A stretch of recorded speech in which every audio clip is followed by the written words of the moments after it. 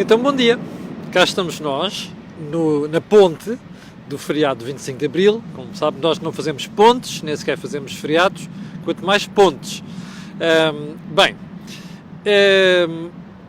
Último dia da semana, sexta-feira. O que é que tenho para si? Mas mesmo muita coisa.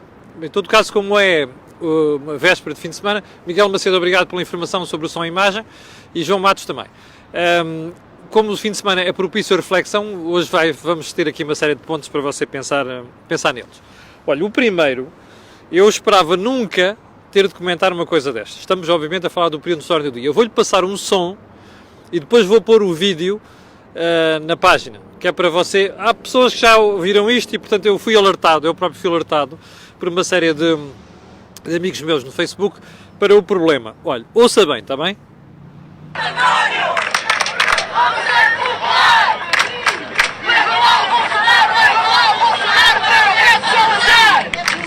Again, ao meu rico Santo António, ao meu santo popular, leva lá o Bolsonaro para o junto de Salazar.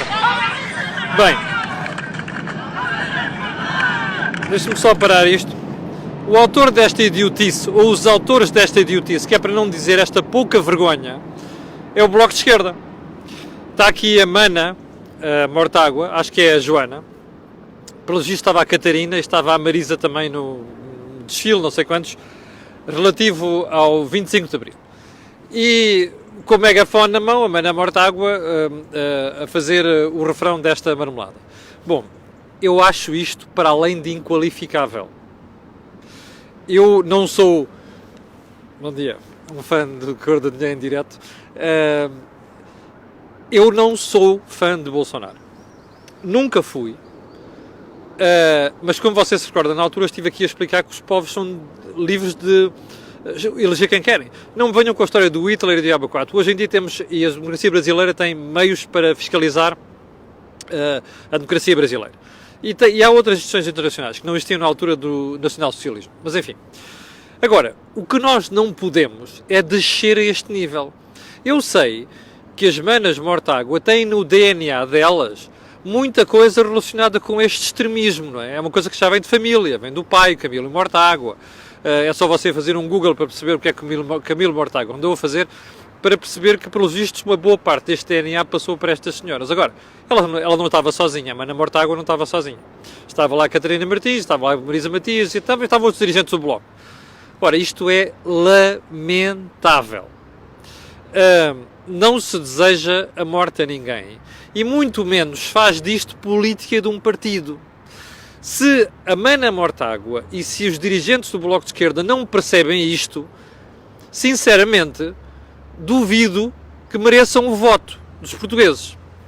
Bom, e isto é para ser muito simpático, na observação que faço hoje. Eu espero que hoje o Bloco se retrate disto, ok? E espero que alguém espete um microfone à frente da boca do Sr. Primeiro-Ministro e diga assim: Dr. António Costa, é com esta malta que o senhor governa? Número 1. Número 2. Espero que alguém espete o microfone ao Presidente da República e diga assim: o que é que o senhor acha daquela tirada da Mana Mortágua sobre leva lá o Bolsonaro para onde está o Salazar, ou lá o rei que o parte, ok? Espero que haja coragem para fazer estas coisas, porque é obrigatório que quem dirige o país se pronuncie sobre esta estupidez inqualificável do Bloco de Esquerda. Bom, segundo ponto. O Presidente da República até parece que ouviu o programa de ontem e o que andamos a dizer esta semana. E porquê? Porque não sei se reparou, mas no discurso dele falou-se um bocado do futuro. Falou-se dos jovens, falou-se do desafio da natalidade, falou-se do ambiente, falou-se da digitalização, ou seja, tudo temas atuais e temas que dizem respeito ao futuro. Ora, eu fico muito contente com isso, porque ver que o Presidente da República, ao meditar sobre a revolução que ela nos deixa, está muito mais preocupado com o futuro do que com os grisalhos do passado, que continuam a achar que a gente tem que lhes prestar homenagem como se fossem os maiores heróis dos 800 e não sei quantos anos da história portuguesa. Mas agora, há uma pergunta que eu tenho para lhe fazer. Você hoje de manhã, depois de ter visto as notícias, ter ouvido as notícias, ter lido as notícias, há uma pergunta que lhe deixo. Você recorda-se de alguma mensagem extraordinária que tenha ouvido ontem? Vamos recorrer a outros momentos históricos e momentos importantes da história de Portugal. Nós recordamos de discursos importantes. Nós recordamos de momentos importantes.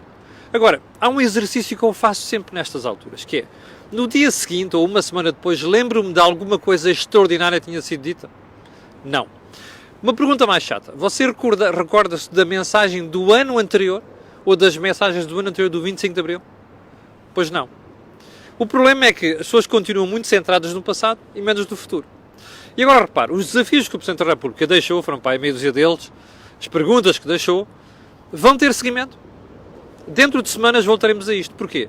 Porque apesar de estarmos em campanha, não é realmente um momento mais importante falarmos disto, mas a verdade é que você vai ver que todos aqueles desafios vão continuar por resolver. E eu daqui a pouco já lhe vou falar de um. Tem a ver com a digitalização. Não está aí na agenda, mas vou pô-la, porque me lembrei agora quando estava aqui a estruturar já a agenda de hoje. Bom, terceiro ponto. Está recordado do acidente da Madeira, do autocarro que caiu por ali, por aquela ribanceira e foi por ali abaixo. Uma das coisas que me lembrei na altura ao ver aquelas imagens terríveis foi, espera, a estrada não tinha guardas. E fica aqui a reflexão. No dia em que um tribunal em Portugal processar uma entidade pública, seja uma Câmara Municipal, seja um Governo, ou o Estado, pela falta de algum elemento que reforce a segurança, seja onde for, nas estradas ou outro sítio qualquer. Você recorda-se que aqui há umas 2 décadas houve um miúdo que meteu o dedo num semáforo e morreu, eletrocutado. Bom, situações como estas. No dia em que os tribunais processarem o Estado, ou melhor, colocarem o Estado no banco dos réus e houver uma indenização bilionária, provavelmente situações daquelas não voltam a acontecer, ou acontecem menos. Você dirá, o autocarro tem muito peso e portanto umas guardas não faziam nada. Nós não sabemos isso, até porque temos a experiência das autoestradas. E portanto, aquela situação é duvidosa. Eu não sei se o assunto vai chegar aos tribunais, espero bem que chegue, a bem das vítimas e não só, a bem do futuro, que é para haver menos vítimas em situações daquelas. Último ponto da conversa do período de ordem do dia, parece que há para aí uma sondagem, há várias sondagens de hoje.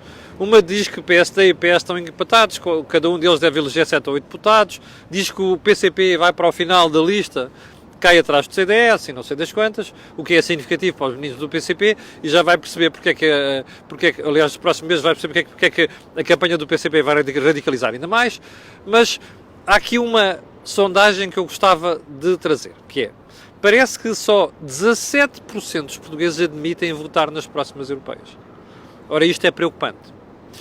E é preocupante porque confirma o afastamento completo dos portugueses em relação às questões políticas, mas como, sobretudo, uma coisa que lhe diz mais respeito, que é a Europa. Nunca como hoje a Europa teve tanta importância na nossa vida coletiva como tem neste momento. E já agora, para me dispensar de repetir aqui argumentos que já têm sido vinculados neste canal, eu vou-lhe pedir para vir ver o think tank da semana passada, da quarta-feira, semana passada, esta semana, em que o Jorge Marrão, o Joaquim Aguiar e também o candidato a deputado do Iniciativa Liberal, Ricardo Roja, analisam a Europa, meditam sobre a Europa. Vá lá ver as preocupações ali e a importância com que o Jorge Marrão, sobretudo, e o Joaquim Aguiar chamam a atenção para nunca o Parlamento Europeu teve tanta importância na nossa vida como vai ter agora. Portanto, vale a pena ver isto no momento em que parece que as sondagens estão más. Mas, destes 17%, parece que só 3% de jovens admitem votar. Ora, preocupante. Lá está os jovens cada vez mais aliados daquilo que é a herança que a classe política lhes vai deixando neste momento. Lamentável. Bom, então vamos lá à agenda, porque a agenda tem aqui coisas muito sérias e muito importantes. E o primeiro ponto da agenda é, está a haver aquele célebre acordo do Web Summit que foi celebrado entre o Ministério da Economia, portanto o Governo, e o Paddy Cosgrave da Web Summit. Está a ver também que a própria Câmara Municipal de Lisboa entrou no protocolo. Está recordado disso. Bom, o Jornal Público dizia ontem em manchete, aqui assim, uma das chamadas de capa. Eu era para ter falado disto ontem, mas já tínhamos muita coisa. Não falei, guardei para analisar melhor a situação porque não tinha lido a história. O público dizia ontem que o acordo em si não pode ser fotocopiado, não pode ser divulgado. Os vereadores da oposição na Câmara Municipal de Lisboa podem pegar nele, consultar, mas não podem fotocopiar, digitalizar, seja o que for. Bom, diga-me uma coisa. Você acha que uma primeira pergunta, esta situação é consentânea com a transparência da res pública, da coisa pública? Eu acho que não. Bom, segunda pergunta. Porquê é que a Câmara Municipal de Lisboa proíbe a divulgação deste memorando ou contrato ou lá o que é? A explicação é, isto tem cláusulas de confidencialidade que os promotores da Web Summit não querem que sejam divulgadas publicamente. Espera aí. Então, os promotores do Web Summit mandam no Estado português. A Câmara Municipal de Lisboa é um organismo do Estado. Sem essa garantia, não se teria celebrado aquele protocolo que prevê que a Web Summit se mantenha em Lisboa nos próximos 10 anos? Não sei. Mas há uma coisa que eu sei. Nós não podemos ter entidades estrangeiras, ou seja o que for, a condicionar a transparência de acordos que o Estado português celebra. Que eu saiba, os acordos entre a Alta Europa, investidores estrangeiros e o Estado português, quando se dá os benefícios e outras compensações, são totalmente públicos. Ora, porquê é que, neste caso concreto, há cláusulas de confidencialidade? Espera aí, estamos a falar dos dinheiros, isso a gente já sabe quanto é que é, não é? Uma pipa de massa. Bom, centenas de milhões de euros. Bem, segunda questão. São outras contrapartidas? Muito provavelmente. Bom, moral da história. Pode dar muito jeito ao raio do pé de Cosgrave esconder uma série de coisas. Sei lá porquê, sabe-se lá porquê, porque não lhe dá jeito também de divulgar, ou então, não faço ideia, nem quero estar aqui a avançar hipóteses. Mas há uma coisa que eu sei, que é, eu não tenho de lhe fazer a vontade. E sabe porquê? Porque como o dinheiro envolvido no protocolo da Câmara com a Web Summit e o dinheiro envolvido entre o Ministério da Economia, que também não divulga os dados, nem os termos, ok? E a Web Summit, podes dar muito jeito a eles, mas estas condições são pagas não é pelo PEDI, nem pelo Fernando Medina, nem pelo Pedro Cisa Vieira, nem pelo António Costa. Essas condições são pagas por mim, Camilo Lourenço, Fátima, Eduardo, João, José, Francisco e Duarte, que estão desse lado a ver e que fazem parte dos 5 e poucos milhões de contribuintes portugueses que pagam estas marmeladas todas. Portanto, eu não aceito isto e espero que este assunto não fique por aqui. Aliás, até porque, como já sabemos, vamos vir a seguir, Fernando Medina anda empenhadíssimo por trás daqueles sorrisinhos todos em esconder coisas. Não só dos munícipes, mas também do resto do país. Já vamos ver a seguir, ok? Portanto, eu espero, já agora, que quando estenderem o microfone ao Sr. Primeiro-Ministro e ao Presidente da República, perguntem assim, o senhor está confortável com a não divulgação do acordo celebrado com o Web Summit? Espera aí. Você não acha que isto lança uma suspeição sobre o Estado e a Câmara Municipal de Lisboa? Espero que façam essa pergunta. Bom, aliás, aproveito para dar os parabéns ao público, grande malha a divulgação desta história. Bem, segundo ponto. O Bloco diz, Catarina Martins diz que está chocada com o Partido Socialista. Espera aí, a sério? Vamos lá ver. Está chocada porquê? Porque, primeiro, vá ver o Diário de Notícias de hoje. Belíssima história. O Diário de Notícias diz assim, o Governo pensou mesmo em manter as PPP, parcerias público-privadas, na saúde, a propósito da divulgação, de promulgação da Lei de Bases da Saúde. Mandou este documento para o Bloco de Esquerda. Na reunião seguinte no Parlamento, António Costa já não falou nisto. Diz, não, já não vai haver parcerias público-privadas na saúde. Ou seja, o PS cedeu mesmo ao Bloco de Esquerda. Bom, houve pessoas no fim de semana, esta semana, que escreveram a dizer assim, aquilo é tudo treta, aquilo foi tudo combinado entre o António Costa e o Presidente da República, porque, entretanto, o Presidente da República avisa que não estava de acordo com aquilo. E, portanto, criou-se um broá à volta disto e o PS deu. E depois podia vir dizer assim, cedi, porque nem o Presidente da República nem ninguém estavam de acordo com isto. Bom, mas parece que não foi assim. E a história do Diário de Notícias parece apontar neste sentido, que é, o Governo cedeu mesmo ao Bloco de Esquerda. Qual é que foi o problema? O Presidente da República levantou a voz, terá dito isto ao António Costa, aliás, terá dito não, disse isto em privado ao António Costa, disse isto, deixou passar esta informação para o país, Marcelo, useira em vozeira, em fazer leaks para a imprensa, o Expresso divulgou isto e não só, e o próprio público trataram do assunto das semanas anteriores, e portanto, o que é que o PS vem fazer? Não, afinal, vamos permitir as PPPs desde que seja absolutamente necessário, não haja outra hipótese, e mesmo assim é em situações limite. Ou seja, abre aqui a janelinha para entrar outras coisas. Bem, e então é na sequência disto que a Catarina Martins vem dizer que está chocada. Está mesmo? Bom, primeiro ponto. Então a Catarina não recebeu o primeiro memorando do PS a dizer que permitia PPPs. E não percebeu que a cedência foi feita por causa das exigências que o Bloco fez. Bom, mas porquê é que a Catarina está chocada? Então ela não conhece a dinâmica política de negociações de partidos? Mais, a Catarina não conhece a estratégia do PS nos últimos anos e nos últimos meses, que é dizer uma coisa e fazer outra. Porquê é que a Catarina está chocada? Está chocada bullshit. Não está nada. A Catarina quer é reforçar o seu estatuto de que eu sou diferente do Partido Socialista, porque estão aí as eleições à porta, estas e as legislativas, e portanto dá jeito para ir captar votos. Sobretudo, que a Catarina precisa disfarçar a forma como entrou em concubinato, ou seja, dormiu com o Partido Socialista e o Governo nos últimos 4 anos. E, portanto, agora é o momento certo para fazer este charivati e todo dizer que é tudo diferente, que afinal não concorda e que tanto não concorda que nesta matéria está chocadíssima com a alteração. Bom dia, mais uma fã da Cor do Dinheiro, aqui ao vivo. Portanto, repare, não vale a pena virem fazer estas figuras. Porque todos nós, eu sei o que fizeram. Lembra-se aquele título? Eu sei o que fizeste no verão passado. Eu sei o que a Catarina fez este ano, o ano passado, no ano anterior e no ano ainda anterior. Portanto, eu sei com quem é que a Catarina dormiu nos últimos 4 anos. Entre aspas, não é para não estar aqui a insultar. Eu sei com quem ela dormiu. Portanto, não me venha fazer aqui esta figura de que está chocada só porque agora houve uma inversão nesta conversa. Não está nada chocada. Bom, frase do fim de semana. Os políticos não podem ser tratados pior do que cães. Era outra coisa que eu ouvi ontem que não consegui perceber. Espera aí. Ferro Rodrigues, Presidente da Assembleia da República. Eu tenho uma teoria. É que Ferro Rodrigues, o melhor pode fazer é estar calado.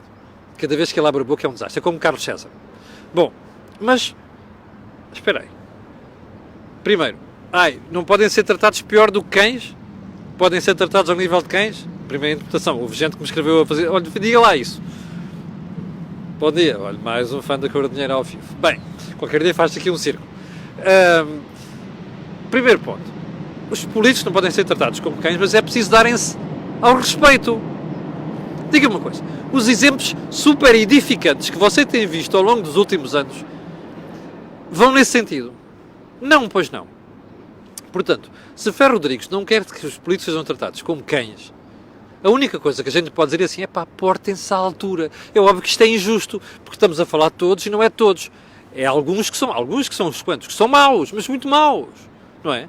Agora, é preciso que se tenham ao respeito, é preciso que mudem a sua praxis, que mudem o seu posicionamento, porque caso contrário, vão mesmo ser tratados como cães e pior do que cães, não é? E não vale a pena virem se queixar. Olhem para o umbigo, comprem um espelho da sua altura e revejam-se. Pode ser que a malta perceba porque é que isto está a suceder.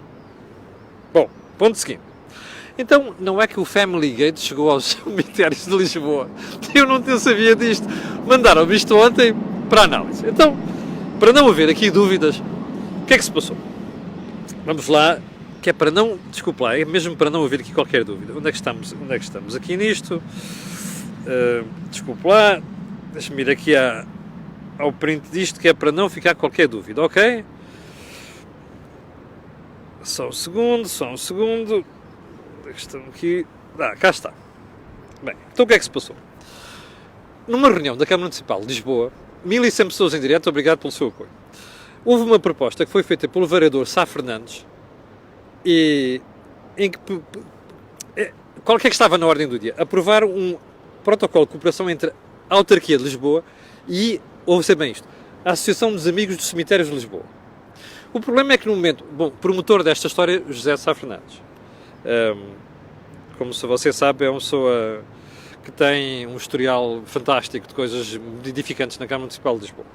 Mas enfim, bom, então o que é que era? Era para dar à tal associação poderes para dinamizar iniciativas nos cemitérios de Lisboa, exposições, concertos, roteiros, entre outros, e gerir o centro interpretativo do Cemitério dos Prazeres. Há cemitérios que são locais de peregrinação, de turismo. Bom, então, a Câmara ainda cedia um espaço no Cemitério de Carnide para esta associação. Então, houve um deputado municipal do PSD, João Pedro Costa, que diz que queria analisar aquilo. E Fernando Medina ficou muito incomodado. Preferiu passar à frente, depois queria adiar a votação, depois quis adiar a sessão para se analisar isto. E o deputado do PSD municipal insistiu na história. Então, porquê é que ele insistiu na história? Quer ver quem é que fazia parte desta associação. Ouça, Jorge Ferreira, fotógrafo de campanhas do Partido Socialista e de eventos da Junta de Freguesia do Lumiar. Pedro Almeida, funcionário do PS no Parlamento. Agora veja só o brinco que isto é. Inês César. Lembra-se da Inês César? Que esteve... Sim, é a sobrinha do Carlos César. Que foi nomeada para a Jabalis. Lembra-se daquela história que foi divulgada aí? Pronto. Agora mais. A sua mãe, de Inês César, patrocínia Val César. Está a ver a coincidência de Césares? Resta dizer que patrocínia de Val César é deputada municipal do PS. Bom, terceira pessoa que eu conheço pessoalmente foi meu colega na Rádio Comercial, Horácio Val César, que é irmão de Carlos César, foi ex-assessor de João Soares quando foi Ministro da Cultura e também foi assessor de Jaime Gama quando foi Ministro, aqui há uns anos. Quer mais? João Soares. Quer mais? Diogo Leão, deputado do PS. Quer mais? Filipa Brígola, assessora do grupo parlamentar do PS. E parece que há mais. Desculpe lá, eu não resistia. Primeiro ponto. Isto é uma vergonha, não é? Porque isto é a família. Isto é a padrinho, está a perceber? Isto é a máfia, que é aquilo é tudo PS. Mas já viu quantos Césares estão no meio daquela história? Epá, e depois vem dizer o pateta do Pedro Marques que quando se está a levantar este assunto está-se a sujar a democracia. Esta malta não se enxerga. E isto é que é a sujar a democracia. Que é pensar que as pessoas são parvas, não é? Que ninguém vai notar que aquilo é tudo PS e que o apelido César, não é? A mim já me chegou uma vez, já contei este episódio. Eu estava em direto na RTP a fazer a antena aberta, que salvo ver com a Alberta Marques Fernandes, e eu estava a criticar o Carlos César, depois telefona um Francisco César. E o cameraman diz assim: Camilo, este é filho do Carlos César. Está a ver a vergonha. Nem teve a coragem de fazer declaração de interesse. Eu sou o filho do Carlos César. Está a perceber? Isto é uma vergonha. E sinceramente, se o Presidente da República, já que o Primeiro-Ministro não tem vergonha, olha, suscito você a questão, não é? Porque isto é inadmissível. Bom, desculpe lá, mas isto realmente, a risota é a única coisa que a gente pode fazer no meio disto tudo. Bem, e pá, já vamos com 23 minutos. Bom, vou abreviar por aqui. O BES reclama 273 milhões a ex-acionistas do BESA, Banco Espírito Santo Angola. Olha, eu já estou como o Eduardo Passos Ferreira da Caixa Geral de Depósitos do Parlamento. Pá, boa sorte. Desejo sorte, sinceramente. E já agora, vou guardar para segunda-feira uma história que diz que a Deloitte avisou a Caixa Geral de Depósitos para as coisas estavam a passar, naquelas operações mais complicadas. O último ponto, só mesmo para acabar, não é que este governo já nomeou mais pessoas do que o anterior, e já nomeou mais pessoas do que o de José Sócrates, que não teve lá uma legislatura, teve uma legislatura e meia. Fofinhos, vocês que se atiravam tanto a isto no governo anterior, porque é que não se atiram a ar agora? Não é? Já não dá jeito, ou é falta de memória, ou outra coisa qualquer. É assim que as pessoas se descredibilizam. Está na manchete do Correio da Manhã de hoje, não é informação minha. Bom, chegamos ao final da conversa de hoje. Quero agradecer a sua paciência, o seu apoio, 1100 pessoas em direto. Quero lhes dar-lhe um grande fim de semana, parece que o tempo vai melhorar, e dizer-lhe na segunda-feira eu estarei aqui de volta. Só mais um pormenor. No fim de semana vou fazer um Deals on Wheels e provavelmente um unboxing. Esteja atento. Nós, Cor do Dinheiro, segunda-feira às 8. Tenham um grande fim de semana e para o final fica o pedido sempre. Coloquem um gosto e faça partilha nas redes sociais, porque aquilo que você ouve aqui não o ouve em mais sítio nenhum. Obrigado, com licença e bom fim de semana.